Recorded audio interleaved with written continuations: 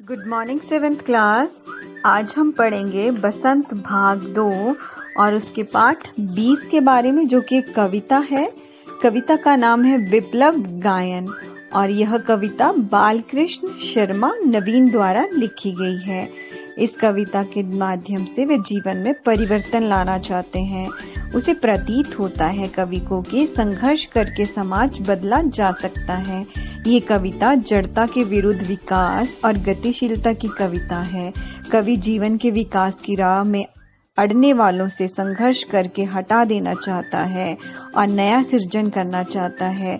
कवि से वह आग्रह करता है कि वह कोई ऐसी तान सुनाए जिसे जीवन में उथल पुथल मच जाए। मधुर गीत के स्वर प्रकट करने वाली वीणा पर चिंगारियां आ बैठी हैं। वीणा बजाने वाली मिजरावें टूट गई हैं, उंगलियां अकड़ सी गई हैं और अब उसे ऐसा स्वर उत्पन्न होगा जिससे हर हृदय में आग सी लग जाएगी। रूढ़ियां, परंपराओं के झाड़ झांखड़ इस क्रोध भरी ताल से जल उठेंगे। कवि के हृदय से उत्पन्न होने वाली ओज भरी तान प्रकृति के कण कण में व्याप्त हो चुकी है।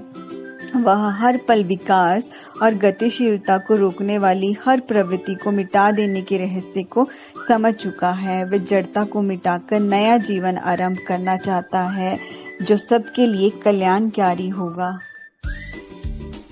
आइए अब हम कविता की सप्रसंग व्याख्या को जानें। तो आइए पहली पंक्तियों की व्याख्या को जानें। कवि कुछ ऐसी तान सुनाओ जिससे उथल पुथल मच जाए, एक हिलोर इधर से आए, एक हिलोर उधर से जाए।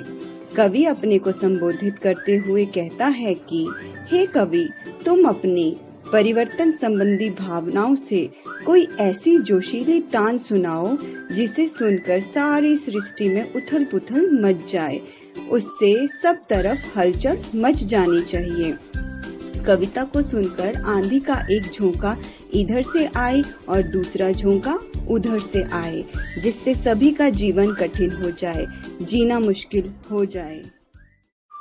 अगली पंक्तियों की व्याख्या इस प्रकार से है। सावधान, मेरी वीणा में चिंगारियां आन बैठी हैं, टूटी हैं मिजारवे उंगलियां, दोनों मेरी ऐठी हैं। इसमें कवि चेतावनी भरे स्वर से कहता है कि तुम सावधान हो जाओ, मधुर स्वर बिखारने वाली मेरी वीणा पर अब आग की चिंगारियां आ बैठी हैं। अब ये मधुर स्वर उत्पन्न नहीं करेगी। वीणा से मधुरतान उत्पन्न करने वाली मिजारवें टूट चुकी हैं और वीणा बजाने वाली मेरी दोनों उंगलियां अकड़ गई हैं। अब ये मधुर ध्वनि उत्पन्न करने वाली नहीं है, ये तो परिवर्तन लाना चाहती है। कवि जीवन और समाज में परिवर्तन लाना चाहता है। उसका स्वर ओज से भरा हुआ है। अगली पंक्तियों की व्याख्या को जानेंगे। कंठ रूठा है महानाश का, मारक गीत रुद्र होता है, आग लगेगी क्षण में हतल में, अब क्षुब्ध युद्ध होता है। इन पंक्तियों में कवि ओज भरे स्वर में कहता है, मेरे स्वर को प्रकट करने वाला गला जोश को अधिकता से रुक गया है, जिससे निकलने वाली विनाश का गीत अवरुद्ध हो गया है। अब तो परिवर्तन के लिए पल भर बाद आग लग जाएगी। मेरे हृदय के भीतर अब क्रोध से भरा भावों का युद्ध हो रहा है। अगली पंक्तियों की व्याख्या। झाड़ और झंखाड़ दग्ध है, इस ज्वलंत गायन के स्वर से रुद्धत गीत को क्रुद्धत तान है, निकलती मेरी अंतरतल से। कवि कहता है, झूठी मान्यताओं, रूढ़ियों और परंपराओं रूपी इस झाड़ झंखाड़ों को इस क्रोध की आग ने जलाकर नष्ट कर दिया है। मेरे मन के अंदर से उत्पन्न क्रोध भरी तान से युक्त गीत सामान्य गीत नहीं है, ये तो जला देने वाला स्वर है। ये विकास और गतिशीलता की राह में आने वाली सभी विरोधों को नष्ट कर देने की क्षमता रखता है। कवि का स्वर ओज से भरा हुआ है। वह मधुर गीत नहीं गाना चाहता, बल्कि अपने स्वर से समाज में परिवर्तन लाना चाहता है। आइए अब अगली पंक्तियों की व्याख्या को जानें। कण कण में है व्याप्त वही स्वर, रोम रोम गाता वह ध्वनि, वही तान गाती है रहती, कालकूट फणी की चिंतमणि। प्रस्तुत पंक्तियों में कवि ओज भरे स्वर में कहता है कि उसकी वाणी के कण कण में जोश का स्वर भरा हुआ है। उसके शरीर का एक एक रोम परिवर्तन के स्वर प्रकट करना चाहता है। उसकी ध्वनि से बदलाव की तान ही उत्पन्न होती रहती है।